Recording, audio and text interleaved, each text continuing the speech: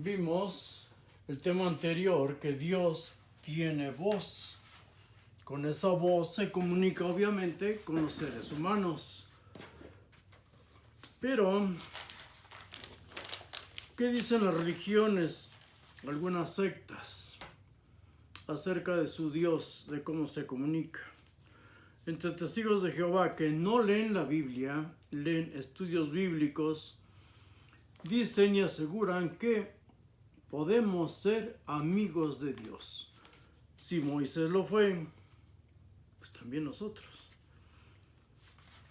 Y que debemos, según sus estudios bíblicos, escuchar a Dios. Podemos escuchar a Dios.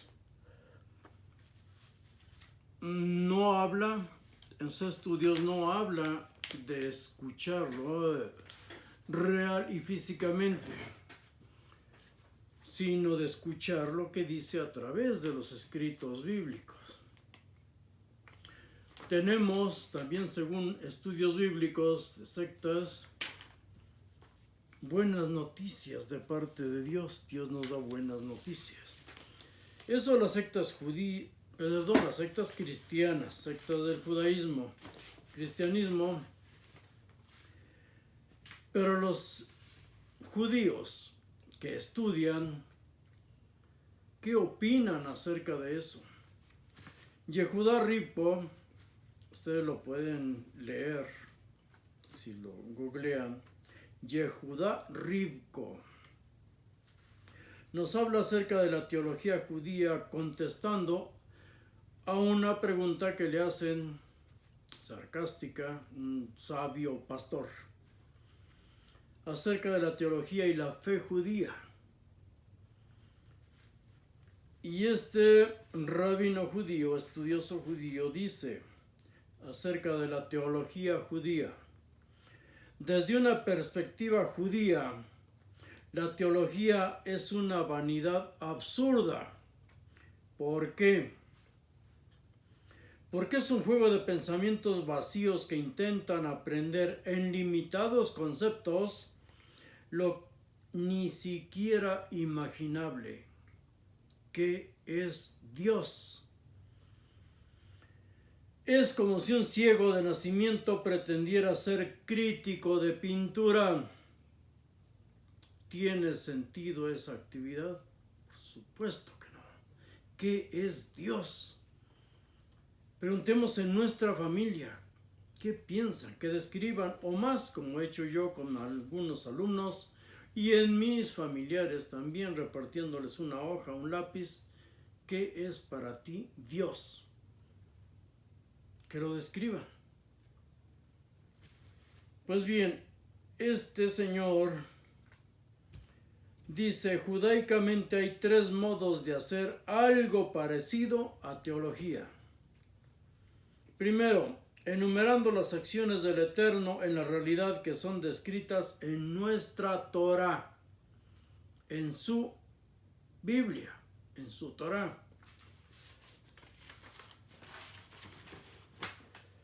Número 2, a través de una teología inversa, una teología negativa, diciendo todo aquello que podemos decir que Dios no es. Y número 3 dice, haciendo lo que Dios ordenó hacer en su Torah, nuevamente en sus escritos, o emulando en la medida de nuestras escasas posibilidades sus acciones ahí relatadas. En las cuestiones que le hacen a él, sus planteamientos escritos dicen o dialogan acerca de la fe. Y este hombre, este judío estudiado, responde acerca de ese tema.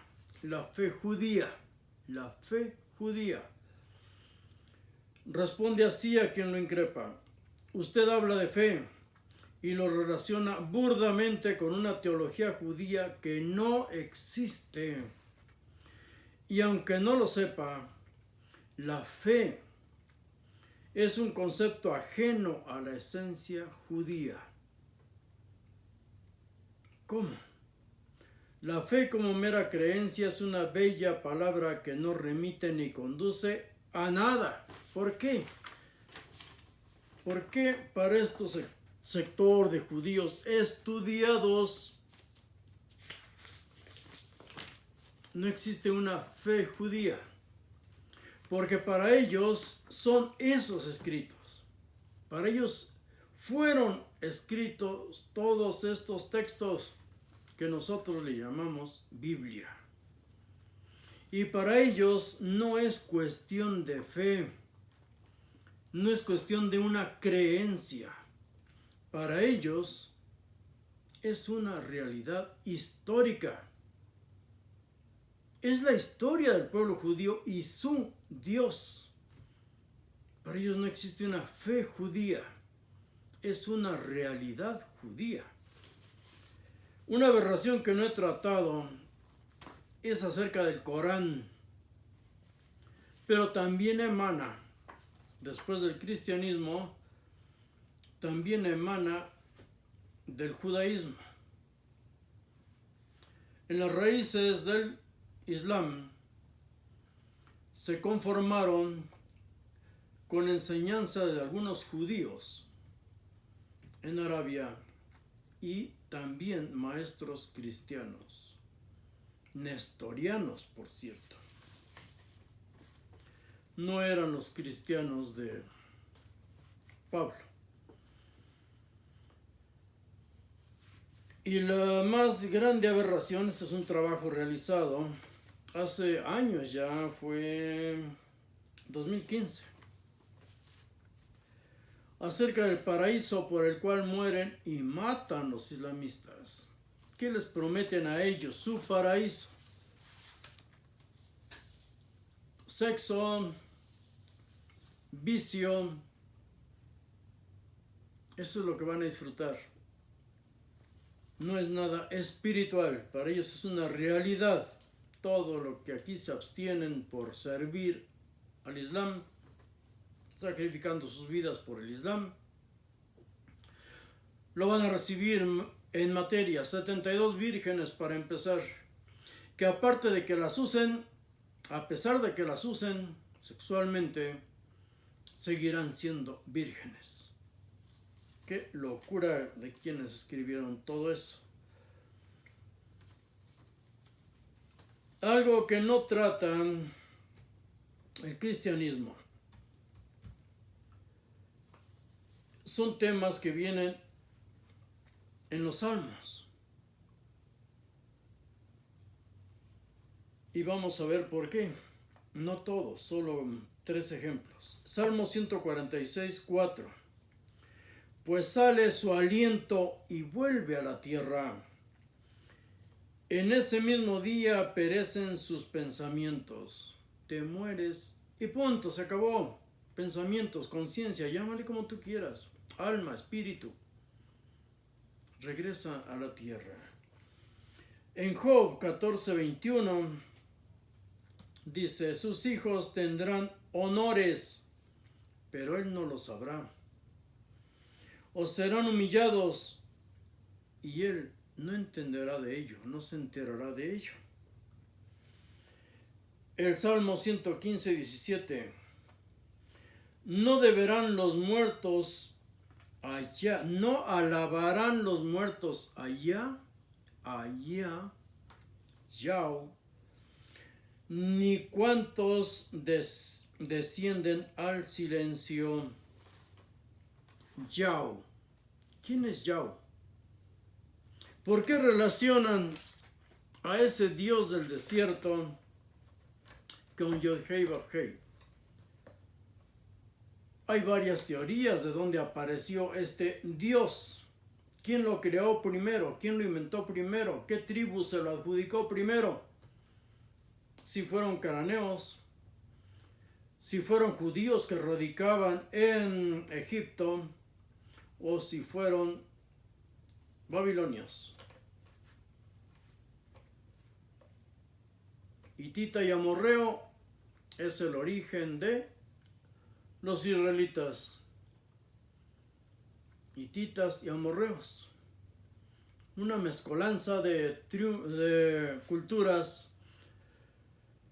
una mezcolanza de creencias, y entonces los escritos se fueron conformando a través de miles de años. Se fueron escribiendo. La Biblia no apareció como la conocemos nosotros, un texto ahí enorme, milagrosamente apareció y ya. Para empezar, todos los pergaminos fueron creándose poco a poco por seres humanos, poco a poco. Vamos a puntualizar acerca de la Biblia, la palabra de Dios. Primer punto, la Biblia no dice ser palabra de Dios, en ninguna parte dice que la Biblia es palabra de Dios. Es poner cosas que no están ahí. Pablo, en 2 Timoteo, la segunda de Timoteo, capítulo 3, versículos 16 y 17, dice esto: toda escritura, y ahí está escrito en griego, un grafé, todo escrito, inspirado. No dice toda escritura es inspirada, no. Dice todo escrito inspirado es provechoso, útil para la enseñanza, para corregir, para instruir en justicia, para que las obras del hombre, es importante, no es lo que crees, sino lo que haces con lo que crees, para que las obras del hombre sean buenas hacia Dios. En el capítulo 4, versículo 1 también dice Pablo que es Jesús el que va a juzgar, se va a sentar y va a analizar, te va a juzgar conforme a tus obras, no a lo que digas, conforme a tus obras. Pero remitiéndonos al inicio del texto, toda escritura, ¿a cuáles escrituras o escritos se refería Pablo? No dice yo escribo los dictados de Dios. No lo dice así. Menos los demás evangelios que él maldice. Maldice todo aquel que lleve una enseñanza diferente a la suya. Sea anatema. Solo lo que él dice es válido. Pablo no conoció a Jesús. Pablo, por sus mismas palabras, no trató con los discípulos o apóstoles, seguidores, aprendices, como está escrito en griego, de Jesús. No trató con ellos, no trató con nadie. Y se jacta de ello. Yo no recibí de carne alguna lo que aquí les transmito. Él fue inspirado, él estaba creando una religión totalmente diferente, opuesta al judaísmo. Pablo se hace llamar romano, no judío. Yo soy romano de nacimiento. No compré mi ciudadanía. Y todo romano, ciudadano romano, como él grita, debe hacer un servicio militar. Y en varios saludos de sus cartas escribe a sus compañeros de milicia. Es un militar infiltrado en una secta que afectaba mucho a Roma. Es un infiltrado ahí. Hay escritores cristianos que dicen que Pablo fue el único que entendió a Jesús. Y es verdad. Es verdad. Porque Jesús, el hombre, el ser humano del que relata la Biblia, en la Biblia aparece más el Jesús humano del que ningún escritor, desgraciadamente, de escritores modernos, don Antonio Piñero, que ha escrito infinidad acerca del cristianismo, orígenes del cristianismo, en fin, Su vida, como él mismo lo dice, está en el siglo I. No habla de Jesucristo, de Jesús, el histórico. Habla de Jesucristo. Y dice, es un sanador.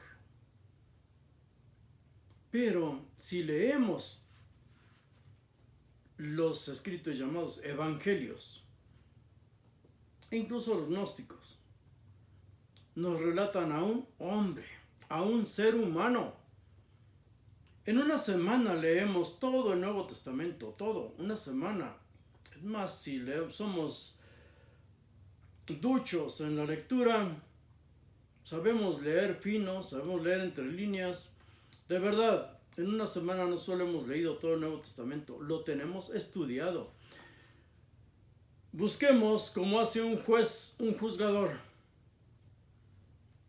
Tomemos como testimonios, como testigos, cada carta, cada escrito que está ahí de personas diferentes. Igual que hace un juez, elige lo que es creíble. Y si queremos analizar al Jesús histórico,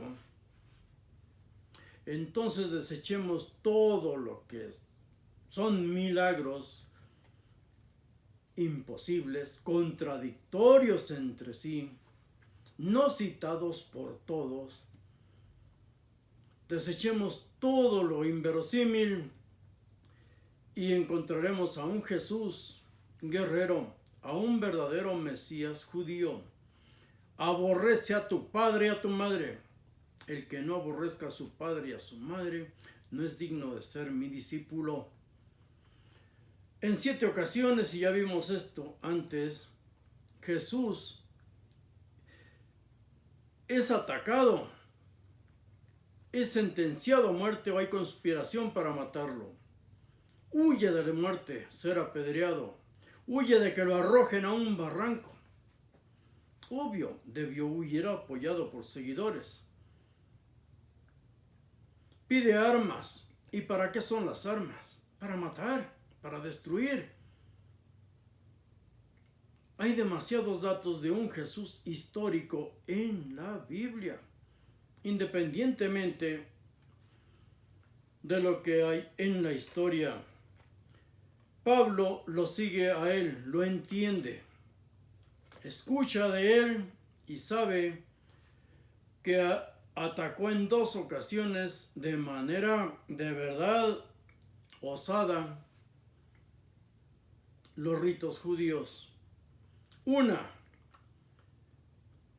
cuando convierte el agua en vino, según la teología que vemos en la iglesia y los seguidores y los historiadores modernos. No convierte el agua en vino, leamos bien. Contamina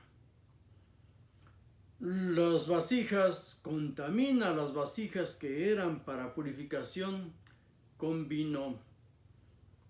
Con echarle vino a todas ellas, ya convirtió en impuro un rito judío. Otra, su brutal ataque al templo. Leamos este pasaje en todos los evangelios. Fue un ataque de un sedicioso y además astuto, inteligente. Porque en uno de ellos dice claramente que no permitió que nadie se moviera. Atacar al templo sí debió ser un tabú, una verdadera afrenta, tanto para las autoridades judías como para el ejército romano que está ahí. Solo lo divide una pared y hay una puerta intermedia. Fue un ataque de verdad efectivo, un verdadero sedicioso, un militar osado. Y quien ataca a los ritos judíos hace, como dice Pablo, un nuevo pacto. Un nuevo pacto. Después desarrollaremos más ese tema acerca de Pablo. Pero repito, los escritos o la escritura que se refiere a Pablo son los escritos judíos. Son los escritos de sus profetas,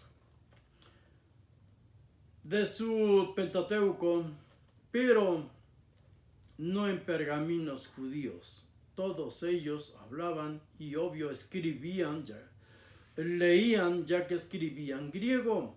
Todo está escrito en griego. Perdón, entonces ellos toman la Septuaginta.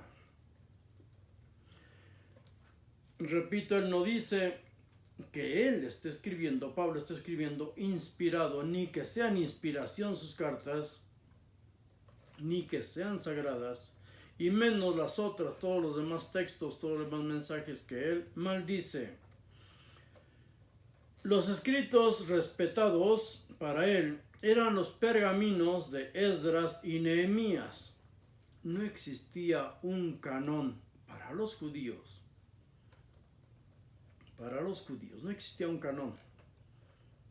Se escribían y se reescribían pergaminos. Todos habían pasado bajo la supervisión de Esdras y de Nehemías, dos sacerdotes que venían de Babilonia, enviados y pagados por los reyes babilonios. Independientemente de si los escritos eran inspirados o no, son los que los leen ayer y hoy quienes han elegido cuáles son palabra de Dios y cuáles no. Ni los judíos, ni las sectas cristianas o el mismo cristianismo como secta judía sabían respetar a los demás, aunque no se mataban entre ellos. ¿Por qué? Porque tenían que respetar las leyes de los gobiernos que los estaban sojuzgando. Eso los salvaba de matarse, de destruirse entre ellos. Estaban sometidos. Judá estaba siempre sometida, hoy no existe. Esdras y Jerjes y Artajerjes son los que deciden cuáles son las leyes que van a regir esa nueva nación sátrapa de Babilonia. Jerjes y Artajerjes, pero a Esdras le dan la comisión como escritor de que traduzca las leyes de su Dios y las del rey. Escribe las leyes de tu Dios y las del rey. Leamos el libro de Esdras.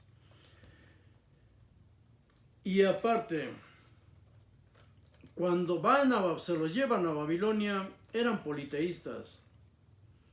Pero en Babilonia conocen al Dios único, que desde luego no es único. Hay un Dios del bien y un Dios del mal. Para ellos, para el judaísmo, sí escriben acerca de un Dios único. A partir de Esdras, a partir del regreso de Babilonia, se reescribe todo pergamino. Hablan de un Dios único y es un Dios del cielo, no de una tribu, no el Dios de sus ejércitos, es el Dios del cielo ya. No más politeísmo. Lo leemos en Esdras capítulo 7, leamos todo el capítulo, cómo se designa ahí el pago de impuestos, cómo se designan a los jueces, cómo van a gobernar estos sátrapas bajo las leyes de Persia, las leyes de Jerjes y Artajerjes directamente. Nehemías es el encargado de construir los muros de la ciudad, Jerusalén, con dinero de Babilonia. Es una nación sátrapa de Babilonia. Cuando después son una nación que pertenece a Roma, es Roma la que les reconstruye su templo y es Roma la que les refuerza sus muros y después batalló para destruirlos. Esdras escribió en hebreo temas religiosos, genealogías y tradiciones de Israel, y también escribe en arameo, y la prueba la encontramos en Esdras 4:8 y 6:18.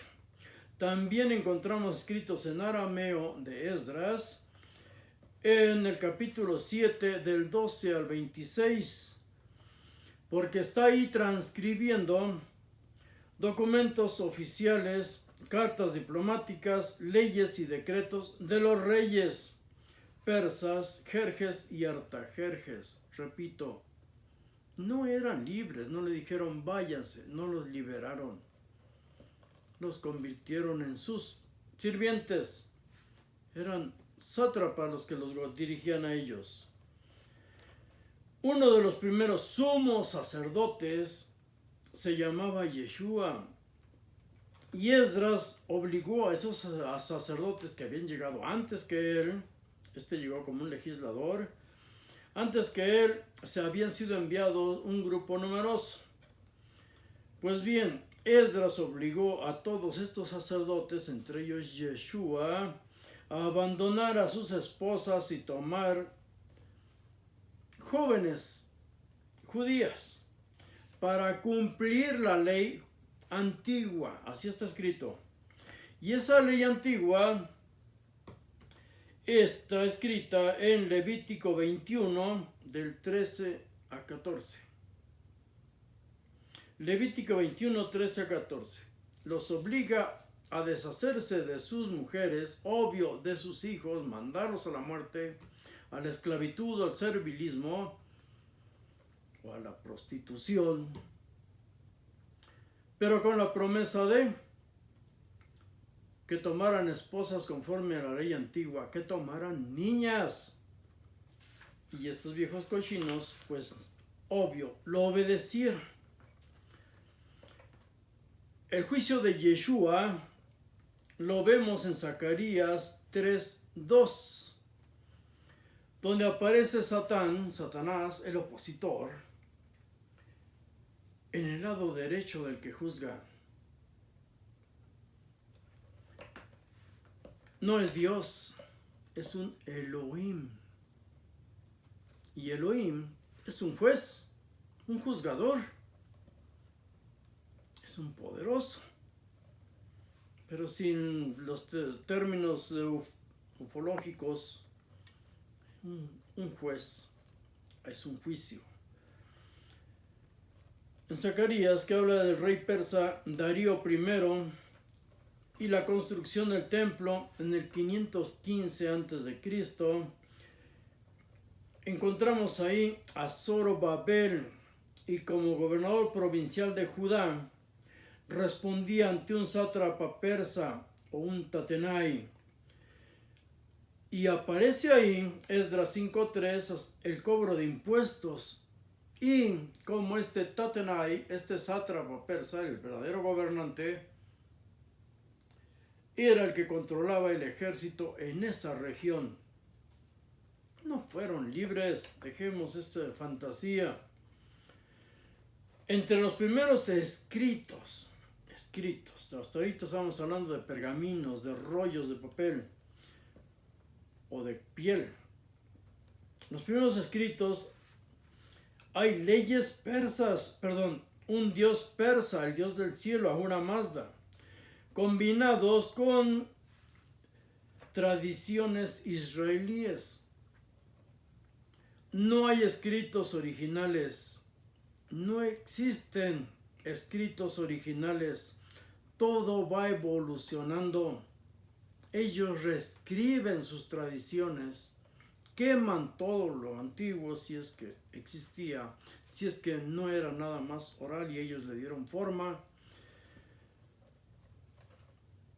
Hay quienes dicen, y me parece que así es, los escritos más antiguos del judaísmo son los que aparecieron en Qumran, pero estos escritos fueron hechos en un tiempo helenista. El judaísmo, que conoció la filosofía de los griegos, que conoció la cultura romana porque vivía con ellos, luchó y se enfrentó a ellos. Estos escritos datan, Qumran, del 250 a.C. al 68 después de Cristo. Más de 900 pergaminos y papiros. Estos, como no son escritos sagrados, sí se les ha aplicado la prueba del carbono 14 y desde luego el análisis paleográfico. Son los escritos más antiguos, pero desde luego no son un canón, no se les puede llamar Biblia, no es un canón y nadie los ha designado sagrados. Más de 900 escritos, papiros y pergaminos se han encontrado hasta hoy, porque entre el montón de pedacería aún siguen analizándolos. Algunos textos están en la Biblia, pero son diferentes. Son diferentes.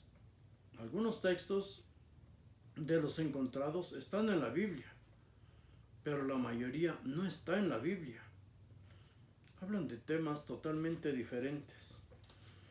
Los textos escondidos ante la destrucción romana de comunidades judías antes de la Guerra del 70. Estos textos fueron ocultados creyendo que iban a poder regresar a ese lugar. Los grupos esenios, no fue un solo grupo, los grupos esenios fueron destruidos por Roma. Pero como ya hemos leído en la historia judía, de su historiador Flavio Josefo y otros, los esenios no se dedicaban a la oración. Se fueron a vivir alejados de la ciudad por la perversión y entreguismo de quienes dirigían el templo y cobraban impuestos para dárselo a Roma. Pero no eran ningunos santos y eran también unos guerreros. Leamos la historia judía. Leamos a Flavio Josefo. ¿En qué idioma se escribieron los textos de Qumran? Se escribieron en hebreo antiguo, en arameo y también en griego. Por eso digo, ya estaban helenizados los autores. Hay escritos considerados apócrifos. Los más importantes son Enoc y los libros de jubileos. Hay un libro canónico importante, porque está en el canón, que no aparece en Qumran, entre otros que no aparece. Es el libro de Esther. Porque si lo leemos, es un libro totalmente pagano. Y los judíos lo consideran entre su canón, lo consideran importante, lo consideran entre comillas sagrado. El libro de Esther, Ishtar, la diosa Ishtar. Y Mardoqueo es alusión directa al dios Marduk. Ishtar y Marduk, dioses babilonios. De ellos habla el texto de Esther. Son sus héroes. Hay una diferencia entre los textos de Qumran, bueno, infinidad de diferencias con el canon bíblico hebreo, judío. El Deuteronomio 32:8. En el texto de Qumran dice: Dios dividió a las naciones según los hijos de los dioses. Eso está escrito en Qumran. Esa era la creencia y eso fue modificado después. Porque en los textos masoréticos, ya sabemos que los masoretas son siglos y siglos después de Qumran.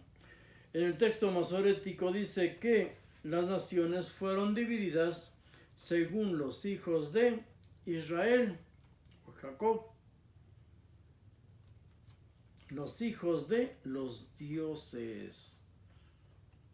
En Qumran, quienes escribieron esto, estaban muy apegados a la cultura eloísta, la cultura cananea, fenicia, hay rescoldos, ha ido evolucionando, todo ha ido evolucionando. No hay un solo original. Que digamos, este texto es sagrado. He visto infinidad de videos, he leído también y me han desde luego debatido porque dicen, este libro sí habla del Jesús verdadero. Este libro trae nuevas enseñanzas o lo que era realidad. No es cierto. Trae la opinión de otra persona. Son opiniones de diferentes personas. No existe eso de la inspiración divina, por lo menos su misma Biblia no lo dice que sea inspirado. No hay nada inspirado. Eso es poner palabras en la Biblia que no vienen ahí. En los textos de Qumran hay 15 salmos más que los que aparecen en la Biblia que tenemos a nuestro alcance. La Biblia de los 70. La Septuaginta. La Septuaginta no es un canón. La Septuaginta es una colección de traducciones. Los judíos que radicaban en Egipto hablaban griego. Los judíos que escribían, leían y hablaban en griego. Solo los sacerdotes y un pequeño grupo de élite eran los que conocían el hebreo. Pero cuando quisieron escribir sus textos, sus tradiciones al griego, al idioma griego, tenían duda. Y presumiblemente porque se hace desde una fantasía totalmente infantil. Se comunican con personas de Israel, de Jerusalén, que sí hablaban todavía o podían escribir en hebreo. Y ellos ahí plasmaron los escritos, sus tradiciones, la Septuaginta, la Biblia de los 70, la escribieron en griego. Pero repito, todavía no le podemos llamar Biblia, porque solo se fueron traduciendo pergaminos y en un lapso de más de 100 años. No esa locura, tontería totalmente infantil de que 70 sabios, 72 sabios, se reunieron y encerrados en un cuarto, divididos, separados, se pusieron a traducir y por obra milagrosa, al cotejarlos, ¡wow! Todos habían traducido exactamente igual. La Torá, traducida al griego, empezaron a traducir también leyes y tradiciones, pero incluyeron libros que para el verdadero judío consideran apócrifos. Los judíos de Egipto no hablaban hebreo, no escribían hebreo. Ya hemos hablado de cómo Alejandro Magno, cuando pasó por esa región, después de vencer a los persas, en su camino se encuentra con esa pequeña nación que se le entregan, no luchan, y se lleva a 500,000 de habitantes judíos a Egipto para construir su nueva ciudad, Alejandría, su ciudad. Bueno, edificó 20 con ese nombre, pero esta es la más importante, Alejandría en Egipto. Pero la llenó, su ciudad estaba con 500,000 de judíos y otro tanto, una proporción mayor, de griegos. No iba a conquistar y poner su ciudad y su dominio con nativos de ahí que podían traicionarlo, volverse contra él. Entonces, desde la época de Alejandro Magno, que helenizó todo, empezó el helenismo con él, la ley era hablar y sobre todo escribir todo en griego. El hebreo ya se fue olvidando, ni se hablaba ni se escribía. Fue Ptolomeo II, o en tiempos de Ptolomeo, fue que los judíos querían tener su libro, tenían sus ritos, existía un templo en Egipto de judíos, de comunidades judías. Fue en tiempos de Ptolomeo que se escribió la Septuaginta, llamada Biblia de los 70, pero con un matiz muy poético. Y esta Biblia, la Septuaginta, es la base para católicos y los ortodoxos, cristianismo ortodoxo. Los protestantes tienen su canon conforme al canon masorético. El canon masorético empezó a escribirse a partir del siglo VI de nuestra era. Y los protestantes se basan en ese canon. Si los masoretas consideran estos libros apócrifos, los protestantes también dicen eso no es inspirado. ¿Qué encontramos aquí? Que es siempre el ser humano, y hay nombres, es siempre el ser humano el que nos dice qué es inspiración divina y qué no es inspiración divina. La inspiración entonces no está en el que escribe o el que reescribe, modificando, actualizando los escritos anteriores. La verdadera inspiración está en el que dice, no me sirve. Los masoretas, repito, masoretas, masora, tradición, empiezan a anexar puntos mediante líneas, acentos, ponen unas marcas de entonación para poder que exista o revivir un idioma, poder hablarlo. El judaísmo, el hebreo, es nuevo, es totalmente nuevo. Ellos reescribieron acerca de esto de la Biblia masoreta, de la actividad de los masoretas. Hay demasiada información. Busquemos algunos estudios serios, no de religiosos, sino de estudiosos. Es interesante y muy edificante.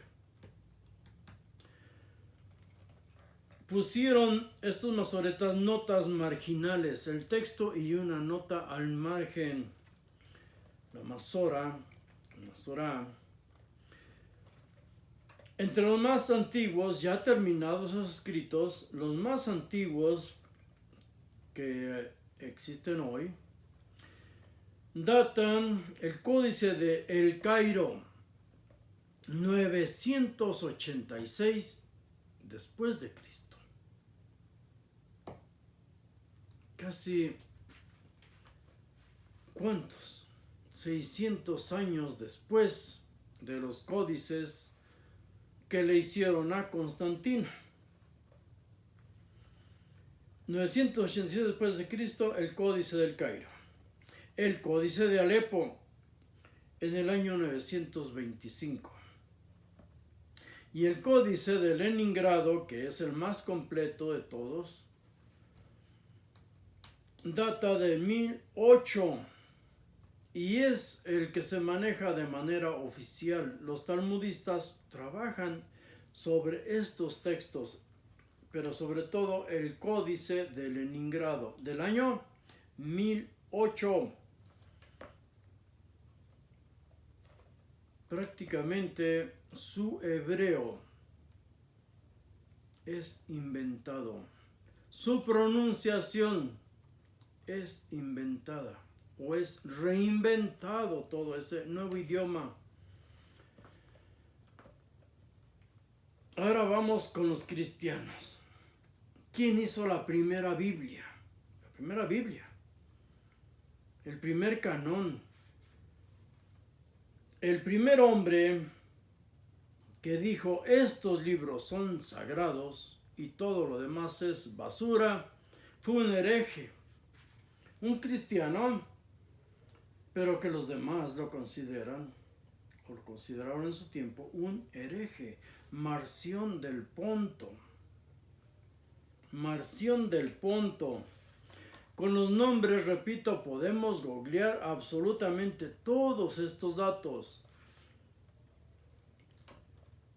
Oficialmente es el primer canón y data del siglo II después de Cristo. Un Dios ajeno al mundo y revelado por Jesús. Él habla de un Dios totalmente ajeno al mundo y revelado por Jesús. O sea, según él, es algo místico. Jesús no era un ser humano. El Dios del Antiguo Testamento, según Marción, es un Dios falso. Bueno, según Marción y muchos otros. Es un Dios falso, perverso, y utilizando los escritos de Platón, pone la palabra demiurgo.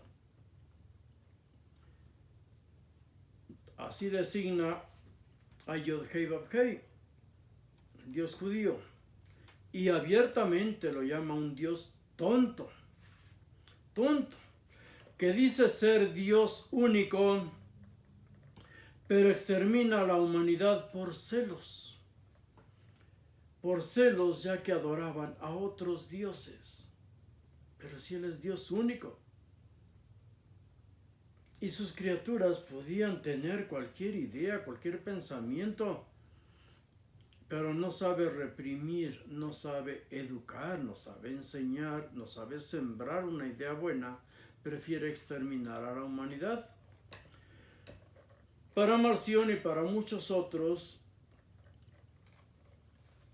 el Dios del Antiguo Testamento es un demiurgo, Dios malo y muy tonto, celoso de otros dioses, y dice que Él es Dios único.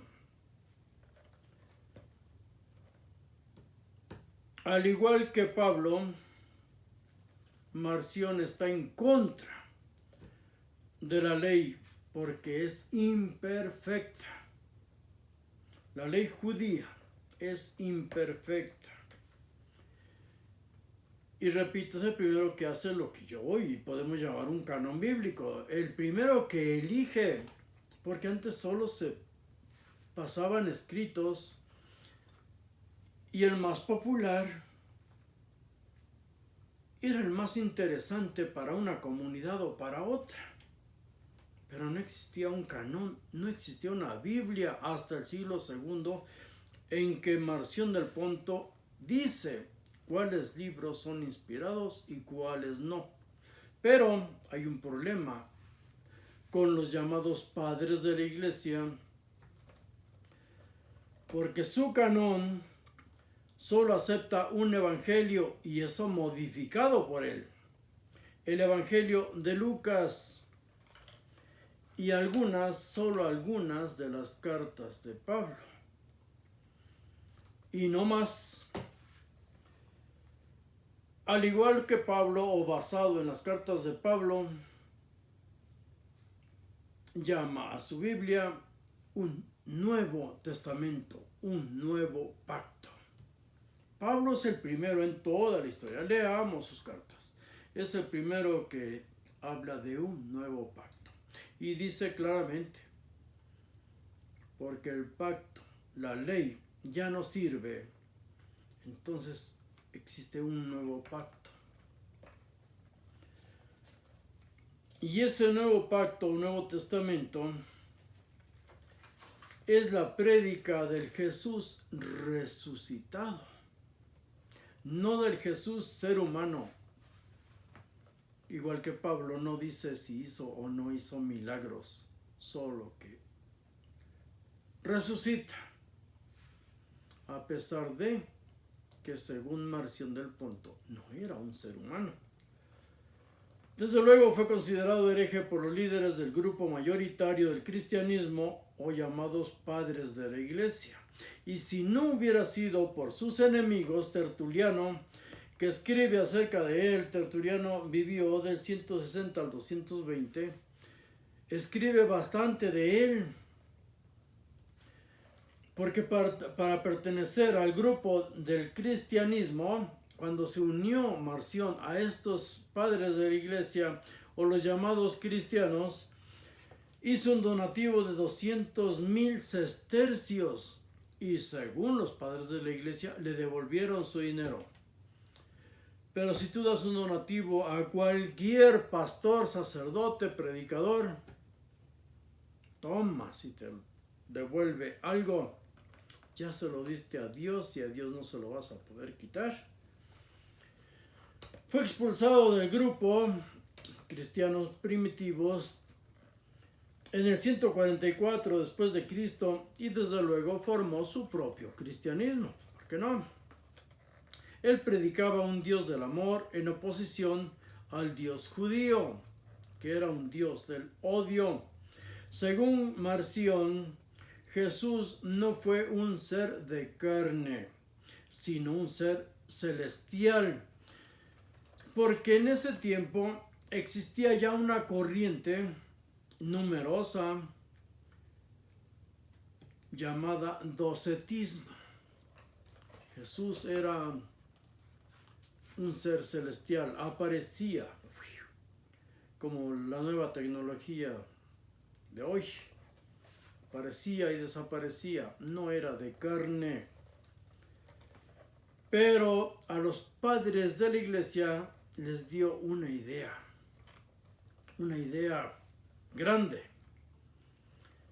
pero que no abarcara una secta, que no fuera limitada, que abarcara a todo el mundo, todo el que pudiera aportar dinero y los padres de la iglesia vivieran como reyes. El canón de Irineo de León no hizo un canón propiamente él, pero Irineo de León fue el primero que creó o habló del tetramorfo. 4 evangelios, eligió 4 evangelios de los cientos que circulaban. ¿Por qué 4 y no más? Según sus escritos hay muchos alegatos, pero tomamos el más importante o los más importantes.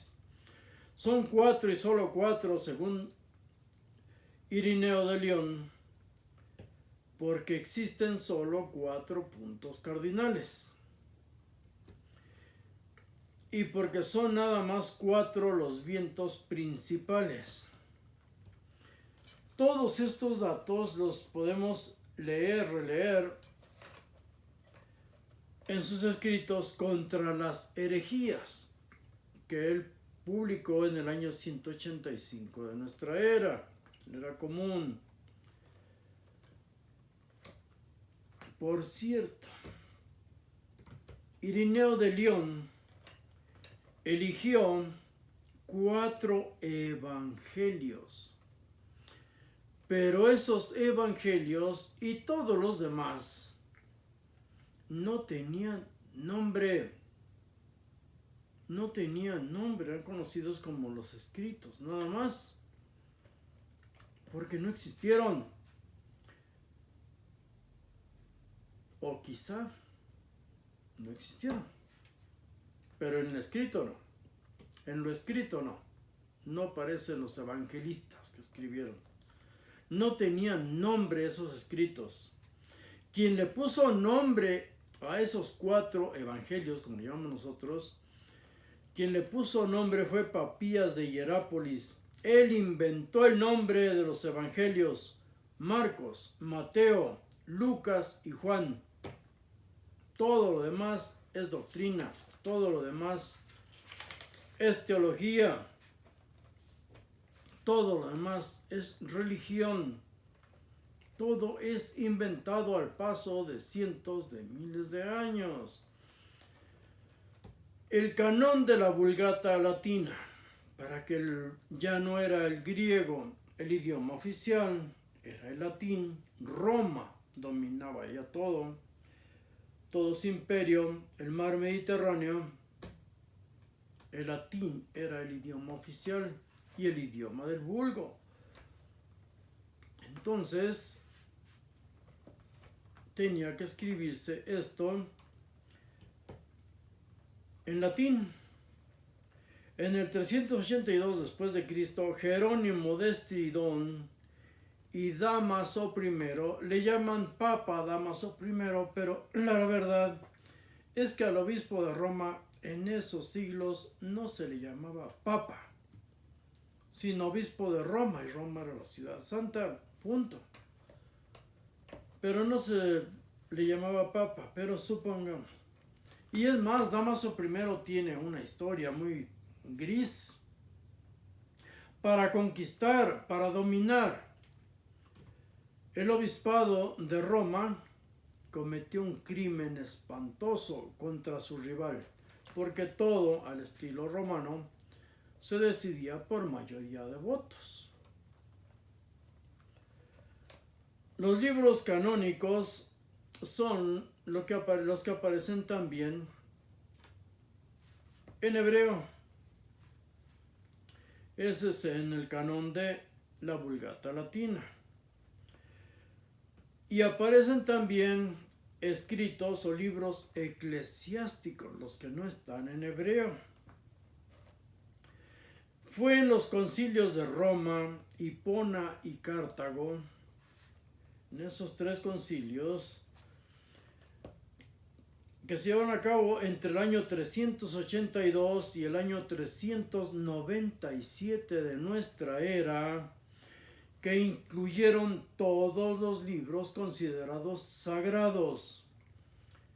Repito, por mayoría de votos, y por mayoría de votos se decidió que fueran 73 libros. 46 del Antiguo Testamento y 27 del Nuevo Testamento. Para la Vulgata latina era ya la Biblia, y sigue siendo ya la Biblia que los católicos y sí los protestantes manejan, aunque algunos hombres decidieron nuevamente: este libro no es inspirado, este tampoco. Los luteranos quitaron 7 libros de este canón.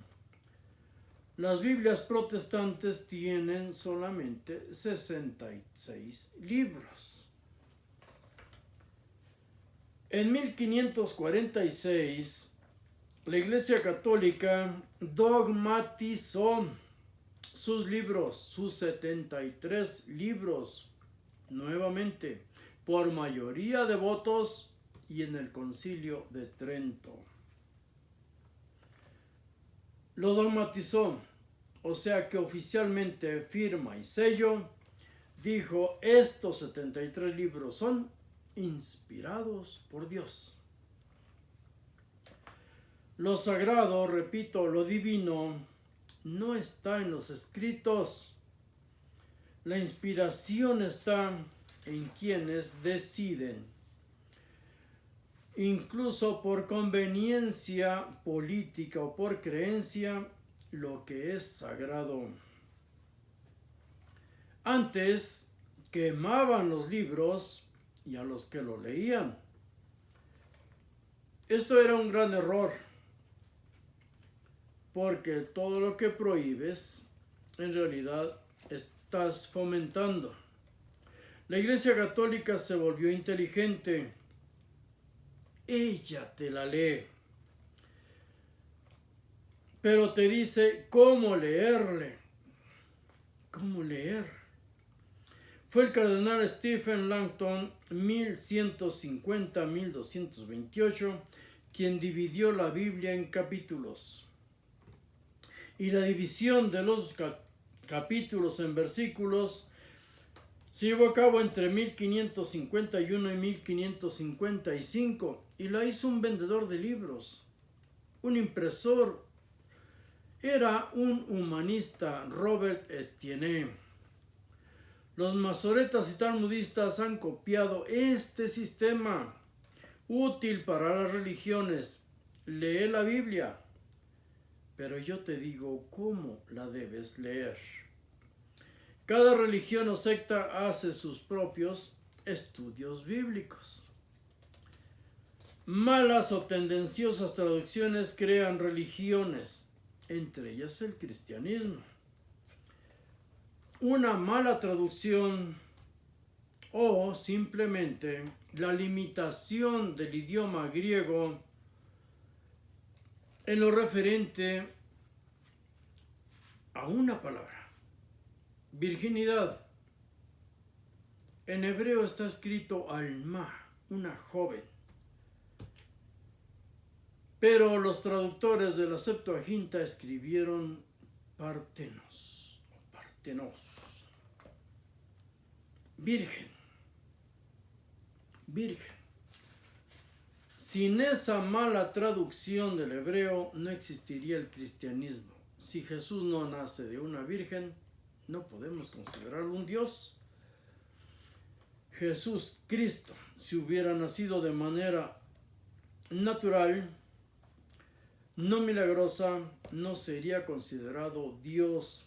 Y si hubiera sido engendrado por un Dios en una mujer como los dioses griegos, no sería inmortal, porque dioses y semidioses griegos mueren. La primera Biblia protestante fue la traducción de un monje católico, que obvio se separó, puso su propio negocio y era de la secta de los Jerónimos. La primera Biblia protestante en nuestro idioma, el idioma español. Casiodoro de Reina, un monje del cristianismo de los Jerónimos. Casiodoro de Reina en 1569. Su traducción contenía los 73 libros en español, la Biblia del Oso. Pero sus seguidores jerónimos españoles, en 1602 Cipriano de Valera quitó 7 libros de la Biblia de Casiodoro de Reina, porque a su criterio no eran inspirados por Dios. La Biblia del Cántaro es la Biblia de Casiodoro de Reina. De Cipriano de Valera, la Biblia del Cántaro. Los monjes se volvieron protestantes para vivir de manera normal, casarse, tener hijos. Ya la Iglesia Católica había prohibido que se casaran. Lo mismo hizo Martín Lutero. La Biblia de Nueva York, la Biblia de los Testigos de Jehová, que es la traducción del Nuevo Mundo de las Sagradas Escrituras, es la más alterada de todas. Intercalan el nombre Yod-Hei Vav-Hei en el Nuevo Testamento.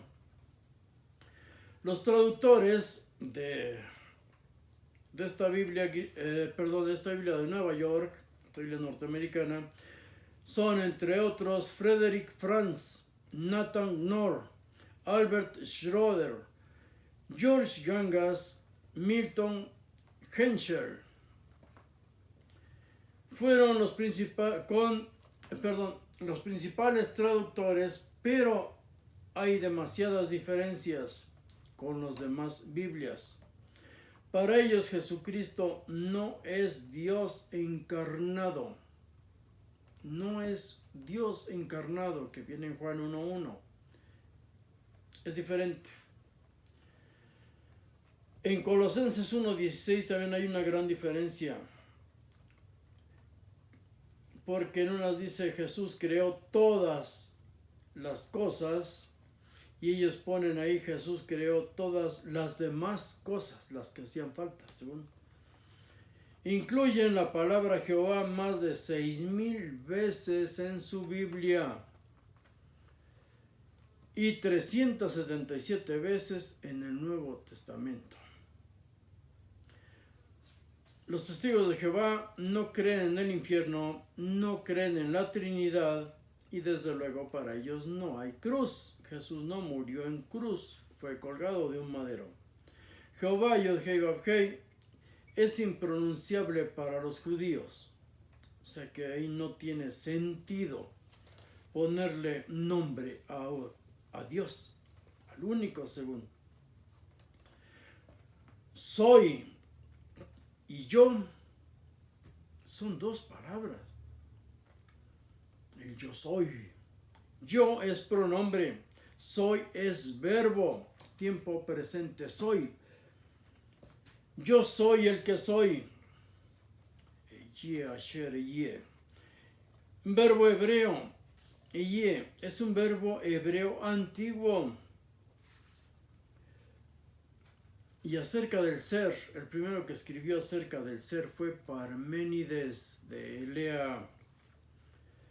Yo soy el camino, la verdad y la vida, ya hablamos acerca de eso.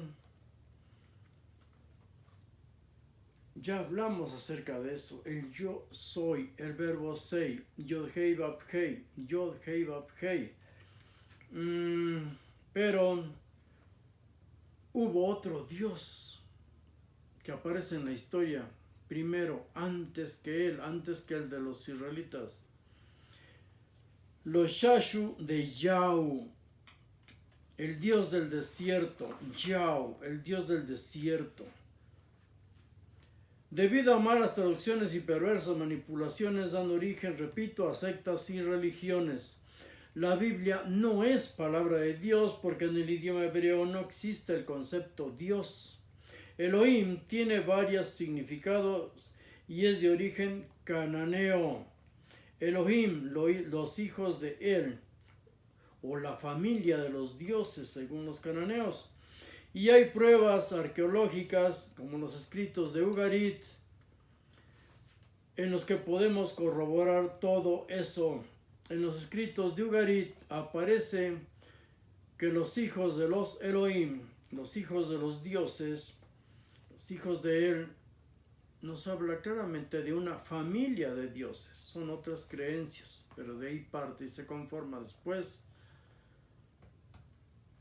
la religión de Israel. No puede existir inspiración entre tanta contradicción, manipulación. Acerca del dios Yahweh del desierto, y lo encontramos en Deuteronomio 33:2, Yahvé vino del Sinaí, deslumbró desde Seir y resplandeció desde el monte Parán. Sinaí, Seir y Parán son lugares en que los escritos egipcios ubican a los Shasu de Yau, nuevamente la palabra Yau. Siglo XIV antes de Cristo. Y en la estela de Mesha, el alfabeto moabita, nos habla de que Israel es derrotado y su Dios es despojado de sus utensilios de rito. En el templo de Elefantina, Egipto, encontramos también escritos y grabados acerca del dios Yao, incluso de su esposa Anat. De verdad, todo esto es escrito y reescrito, no hay inspiración. Por ejemplo, el Cordero de Dios, Hnum, J-Num, J-Num, Hnum, es un dios carnero egipcio. La religión se va creando, no existe una sola escritura que sea considerada palabra de Dios.